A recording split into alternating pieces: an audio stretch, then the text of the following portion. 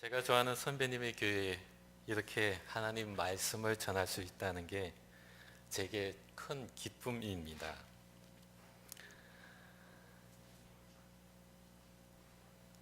제가 여러분을 보면서 느껴지는 것은 제가 지금 소속된 교회는 역사가 한 120년 됩니다.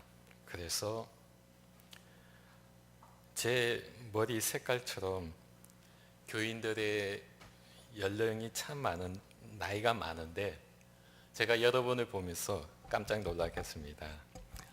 교회의 역사와 교인들의 나이는 비례한다는 생각 또한 해보게 됩니다. 오늘 저희가 읽은 성경에는 여러분이 잘 아는 세 명의 인물이 나옵니다. 아마도 제가 이렇게 표현하는 것이 좀 낯설 수 있을 겁니다. 마태, 야이로, 예수로 인해서 인생을 망친 사람입니다. 12년 동안 혈우병을 앓은 여인, 예수로 인해서 인생이 횡재한 여인입니다. 여러분 제 말에 동의하십니까? 그런데 이 세 사람 공통점이 있습니다. 그것을 저는 오늘 설교 제목처럼 아는 대로 믿고 믿는 대로 산 사람들이다 라고 정의해 보겠습니다. 그것은 바로 우리가 추구하는 신앙살이 있기 때문입니다.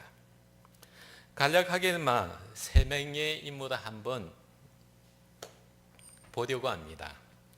오늘 최 목사님 읽어주신 성경에 의하면 예수님은 마태를 보고 나를 따르라 라고 말했습니다.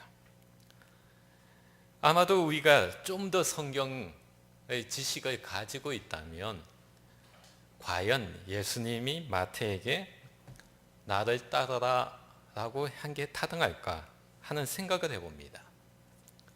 왜냐하면 마태는 예수보다 나이도 많고 직업도 더 좋고 돈도 많고 잘 나가는 사람이기 때문입니다.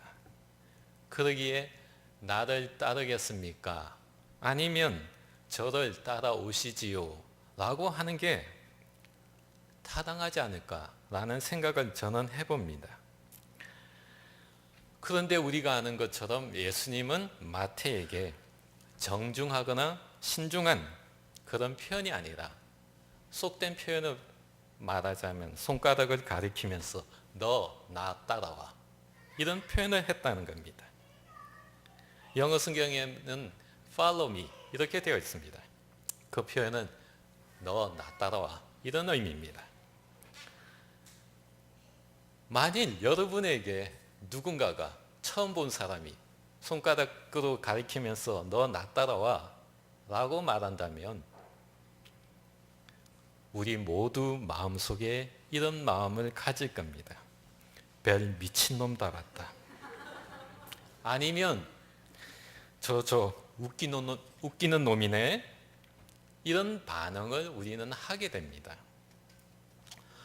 그런데 마태는 아무 말 없습니다.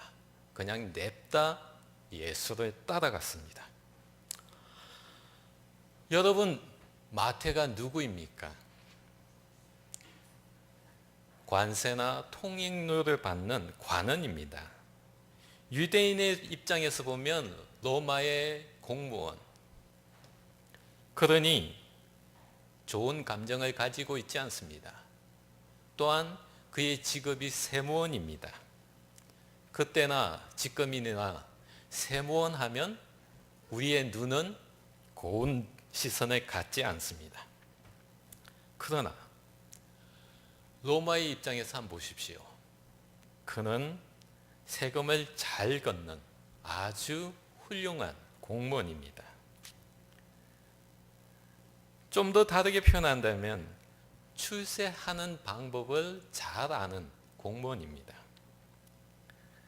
마태는 미래가 보장된 사람입니다.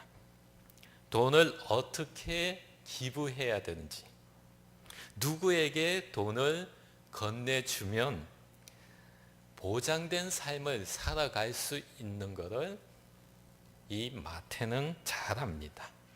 아마도 관피아의 원조라고 하면 될까요?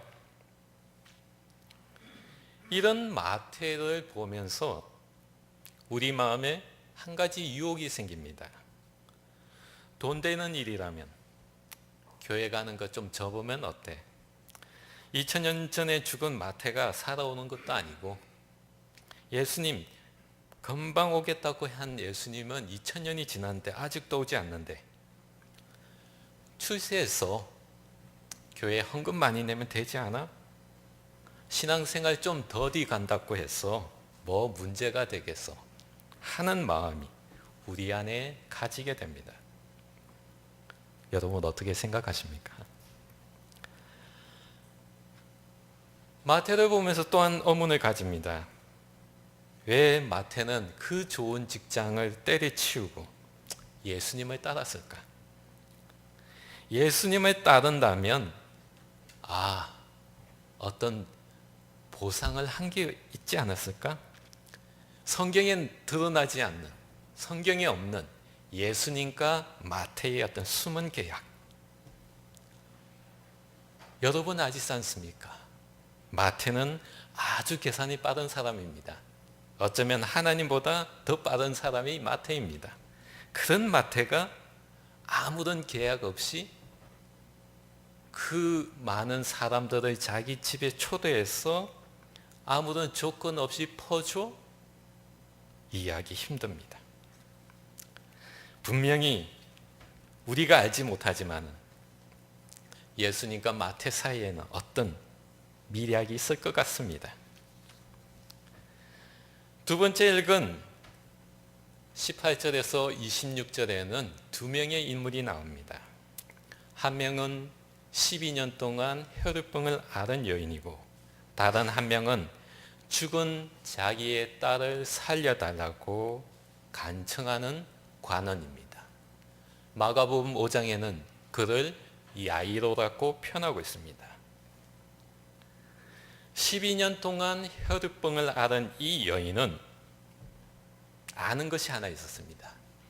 자기가 예수님의 그돈만 맞으면 병이 나을 것이라는 그런 확신이 있었습니다. 성경을 읽고 또 읽고 봐도 의문스러운 게 있습니다. 그것은 바로 대체 예수님이 이 여인에게 해준 게 뭐가 있지? 하는 의문입니다. 예수님이 이 여인의 머리 위에 손을 얹고 안수기도 해주었습니까? 아니면 병을 고치려고 신유의 언사를 예수님이 베풀었습니까? 예수님이 이 여인에게 한 것은 단 하나, 내 믿음이 내 병을 고쳤다 라는 그 말 한마디밖에 없습니다. 생각해보면 예수님의 태도가 좀 야속합니다. 뭔가를 하고서 내 병이 고쳤다 말해도 되는데, 밑도 끝도 없이 손끝 하나 움직이지 않고 입만 내 믿음이 내 병을 고쳤다. 성경을 읽다 보면 이런 예수님의 모습을 보면 정말 인정이라는 것은 눈꼽만치도 없어 보입니다. 참 야속합니다. 그런데 이 야이로의 아버지에 대한 예수님의 태도는 정말 이럴 수 있습니까? 야이로가 와서 예수님에게 한 말은 내 딸 살려주십시오 한 분, 다른 말 없었습니다. 마가복음 5장에도 같은 내용이 나오는데 다른 말 없습니다. 딸을 살려달라는 그 말밖에 없습니다. 야이로가 예수님에게 내 딸을 살려주면 내가 당신에게 무엇을 하겠습니다. 아니면 무엇을 드리겠습니다. 이런 말 없습니다. 살려달라. 그런데 예수님의 행동은 어떻습니까? 조금 드라마틱하게 만든다면 야이로의 말을 듣자마자 냅다 뛰쳐나갑니다. 신발은 신었을까? 궁금합니다. 얼마나 웃었습니까? 12년 동안 혈우병을 앓는 이 여인에게 겨우 한 것은 내 믿음이 내 병을 고쳤다는 그 말 하나뿐인데 이 야이로에게는 그냥 냅다 뛰어갑니다. 아니, 예수님 성차별주의자 아니야? 여자를 무시하는 이런 남자 아니야? 하는 생각이 듭니다. 아니면 야이로는 관원이 있기 때문에 그에게 잘 보이려고? 성경에는 없지만은 이런 상상해 봅니다. 내 딸을 살려줄 테니 그럼 나에게 뭐 줄 거야? 흥정하지는 않았을까? 여러분, 제가 이 세 명의 인물을 새롭게 각색해 보았는데 여러분 어떻게 생각하십니까? 만일 여러분이라면 예수님이 마태에게 했던 것처럼 너 나 따라와 가겠습니까? 내가 지금 불치의 병을 앓고 있는데 예수의 겉옷을 만졌다고 병이 나을 거다 믿습니까? 아니면 내 자녀가 죽게 되었는데 병원에 가지 않고 예수를 찾아가서 살려주십시오 하겠습니까?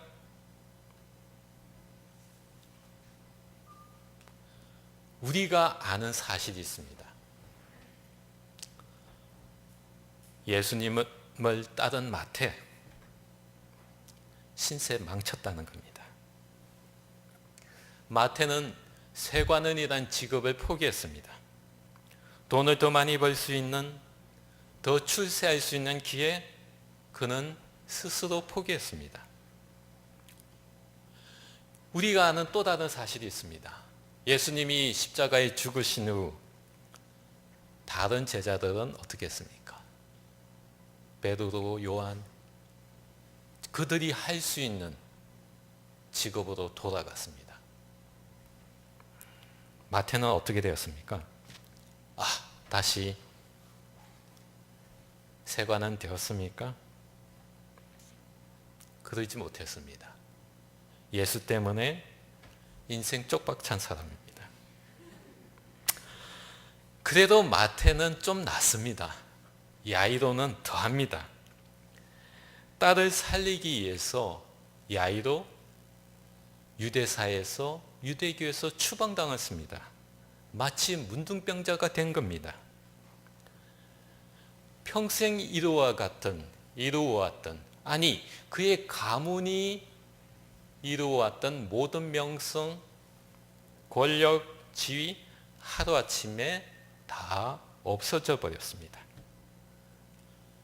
야이로가 예수를 찾아가서 딸을 살렸다는 이 소문이 퍼져 나가면 나갈수록 제사장들이 그들을 가만히 놔두겠습니까? 바리새인들이 이 야이로를 가만히 놔두겠습니까? 우리가 아는 상식으로도 야이로는 유대 사이에서 추방된 문둥병자나 다르지 않습니다. 우리말로 표현한다면, 우리의 현실로 표현한다면, 만일 교회 장로님이 신천지에 갔다 왔다. 장로님 하시겠습니까? 이 문제입니다.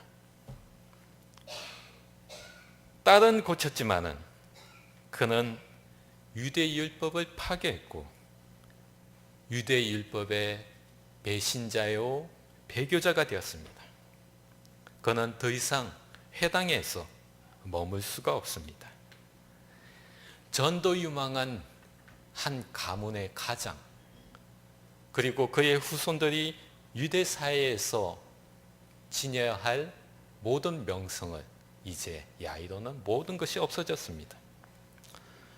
자, 이 마태와 야이로에 비해서 12년 동안 혈우병을 앓던 이 여인은 땡 잡았습니다. 12년 동안 유대 사회로부터 추방된 여자였습니다. 성문 안에 들어올 수 없는 여자였습니다. 어느 한 곳에 덩붙일 곳이 없는 여인이었습니다. 자기 가족, 형제, 자매로부터 추방된 여인입니다. 그런데 이제 그 병이 고쳐졌습니다. 어떻게 되었을까요? 예수로 인해서 위풍당당하게 두 어깨를 활짝 펴고 어기양양하게 이 여인은 걸어 다닐 수 있습니다. 유대율법을 파괴한 예수가 고쳐졌다는 소문, 이 여인에게는 관심사가 아닙니다. 서기관들이, 바리새인들이 그를 욕한다, 자기는 관심 없습니다. 왜? 이제 나는 내 가족을 만날 수 있는데, 이제 나는 유대 사회로 돌아왔는데, 이제 나는 형제 자매를 만날 수 있는데 남들이 뭐라고 하는지 관심 없을 뿐입니다. 이것이 제가 보는 세 명의 인물입니다. 이 세 명의 인물을 보고 또 보았더니 하나의 공통점이 있습니다. 그들은 아는 대로 믿었고 믿는 대로 살았다는 겁니다. 그것을 두 가지로 나눠 보았습니다. 첫 번째, 이 사람들은 자신이 무엇을 아는지를 분명했습니다. 그리고 그것을 믿었습니다. 그리고 실천했다는 겁니다. 혈우병을 앓은 여인, 그는 예수의 옷깃을 만지면 자기 병이 낫는다는 것을 알았습니다. 그리고 믿었습니다. 그리고 가서 예수님의 옷을 만졌습니다. 야이로 예수에게 가면 자기 딸이 나을 것이라는 것을 알았습니다. 믿었습니다. 가서 말했습니다. 마태 어떻습니까? 예수를 따라가면 된다는 것을 알았습니다. 믿었습니다. 그리고 나 따라와 라는 그 말 한마디에 따라갔습니다. 마태가 예수를 따른 것이나 야이로가 예수를 찾아간 것이나 이 여인이 군중 속에서 예수님의 옷을 만진 것이나 아는 대로 믿고 믿는 대로 살았다는 겁니다. 그런데 이 세 명의 행위 속에서 더 중요한 사건이 있습니다. 더 중요한 것은 바로 두 번째로 이 사건의 주체가 예수님이 아니라는 겁니다. 우리들은 예수님이 행한 모든 기적들을 생각해보고 이 세 명과 비교해보면 차이점이 있습니다. 다른 기적들은 눈먼 자를 고치고 병든 자, 벙어리, 많은 예수님이 행한 기적을 보면 예수님이 직접 그들을 찾아갔습니다. 기억하시죠? 여러분 성경 많이 읽었으니 예수님이 찾아갔습니다. 그런데 이 세 명의 공통점은 무엇이 있습니까? 그들이 예수님에게 왔습니다. 그리고 예수님의 한 게 별로 없습니다. 이 사람들이 이 기적의 사건의 주체라는 겁니다. 오히려 예수님이 알지 못했던 자신의 능력을 이 세 사람을 통해서 우리가 알게 되었다는 겁니다. 말로서도 기적할 수 있구나 하는 것은 우리는 이 세 명을 통해서 알게 되었다는 겁니다. 그러니 아는 것을 믿고 믿는 대로 사는 것이 신앙살이구나 하는 생각을 저는 해봅니다. 혈우병을 앓은 이 여인은 자신의 병을 고치는 것이 목적이었는데 병 고침만이 아니라 이제 사회로 다시 복귀하여 가족, 형제자매, 이웃을 만나게 되었습니다. 그리고 우리는 이 여인을 하나님의 의로운 사람으로 기억하고 있습니다. 마태, 유대인으로부터 소외받고 배척당했던 마태이지만은 예수님을 따름으로 인하여 유대인으로부터 미움받던 그 재능으로 인하여 우리는 예수님을 믿게 되었습니다. 우리가 알고 있는 마태복음 저자를 마태라고 하지 않습니까? 마태가 없었다면 마태복음이 있을 수 없다는 겁니다. 그럼에도 불구하고 야이로는 모든 것을 잃었습니다. 하지만 가장 소중한 생명, 딸을 얻었습니다. 아마도 딸바보의 원조 같습니다. 오늘 마태 이 여인 야이로를 통해서 우리가 깨달아야 하는 것은 바로 이겁니다. 아는 대로 믿고 믿는 대로 살아야 된다는 겁니다. 여러분 그렇게 살고 있습니까? 우리 모두에게는 허릿한 기억이 있습니다. 허릿한 빛바랜 흑백 사진 같은 그 기억. 내가 처음 하나님을 만났던 그 기억입니다. 아마도 그 기억의 뿌리는 난 아는 대로 믿고 믿는 대로 살겠다 고백했던 내용입니다. 그것이 시간 속에서 허릿한 기억으로 빛바랜 흑백 사진으로 남아있을 뿐입니다. 어린아이들이 신앙살이를 하는 신앙 모습을 보면 참 단순합니다. 그리고 그 모습이 참 이쁩니다. 그런데 어른들, 우리들의 모습 속에는 참 그렇게 힘듭니다. 우리 삶에서 하나님이 기뻐하는 삶, 즉 우리가 아는 대로 믿고 그 믿음대로 사는 것, 우리 참 많이 힘듭니다. 이게 우리들의 모습입니다. 하나님이 기뻐하는 삶, 아는 대로 믿고 믿는 대로 살려고 하니까 내가 원하는 것이 왜 이렇게 많습니까? 그러다 보니 아는 것 좀 몰랐으면 좋겠고요. 알아도 믿는 것 좀 더디 믿고 싶고, 알아도 믿고 사는 것 좀 천천히 해보고 싶은 게 우리들의 속내입니다. 저는 그것을 인간의 본성이라고 생각합니다. 그러기에 마태처럼 성공을 위해서 좀 더 달려가고 싶기도 합니다. 때로는 출세를 위해서 또는 다른 무언가를 위해서 주일날 교회 오는 것 조금 한 주 빠지고 싶기도 합니다. 다른 무엇 그냥 구겨서 호주머니에 넣고 싶은 그런 마음으로 우리 살기도 합니다. 아는 대로 믿고 믿는 대로 살려고 하니까 출세도 버려야 되고, 때로는 야이로처럼 명예와 건세도 좀 내려놓아야 하기 때문입니다. 분명한 건 이겁니다. 하나님을 향한, 하나님이 기뻐하는 삶, 결국 우리 안에서 선택이구나 하는 겁니다. 우리네 삶은 참 복잡하고 뒤죽박죽으로 얽혀 설켜 있기 때문에 아는 대로 믿고 믿는 대로 살는 것이 참 많이 힘듭니다.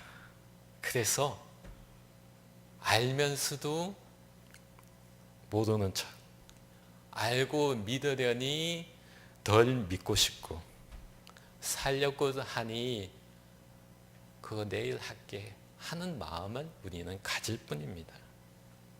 이게 우리들의 모습입니다. 이게 우리들의 신앙살이입니다. 그런데 끊임없이 우리들에게 도전해 오는 것은 신앙 그 선택이야. 너가 이거 선택하면 이거는 못해 하는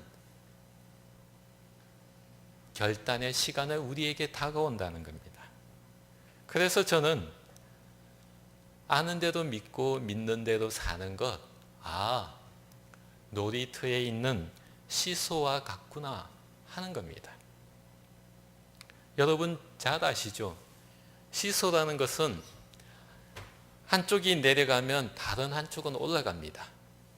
다른 한쪽이 또다시 내려오면 또 다른 한쪽은 올라가는 겁니다. 이게 우리의 신앙살이에 그대로 적용됩니다. 내가 아는 대로 믿고 믿는 대로 살려고 한다면 내 욕심을 시소에 올려놓아야 됩니다. 그러면 다른 한쪽은 어떻게 됩니까? 올라갑니다. 하나님을 향하여 올라가게 된다는 겁니다. 내 욕심을, 내 마음을, 내 몸을, 내 시간을 시소 위에 올려놓으면 놓을수록 우리가 하나님의 향한 모습은 차츰차츰 올라갑니다. 이게 우리들의 신앙살이의 모습입니다. 올려놓는 것. 이게 신앙의 결단입니다. 주일날 요사이 유러피안 사커 시작되지 않습니까? 그러면 꼭 주일날 오전, 주일 새벽녘 보면 유럽 축구가 시작됩니다. 이 시간 교회 참석해야 돼? 말아야 돼? 이걸 볼까 말까?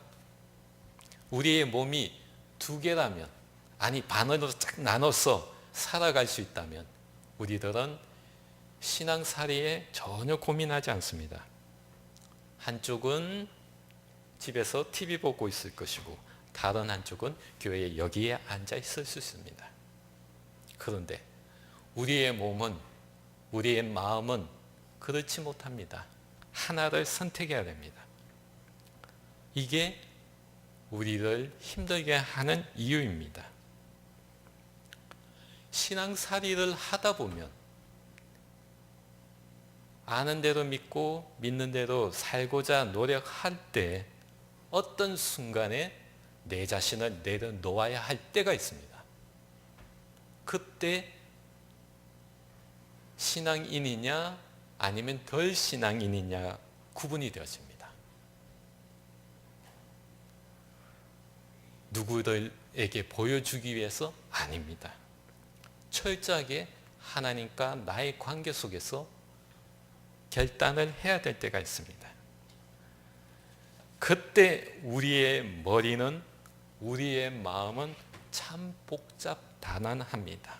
뒤죽박죽 얽혀설켜서 내가 어떻게 판단해야 될지, 어떤 선택을 해야 될지 할 때가 있습니다.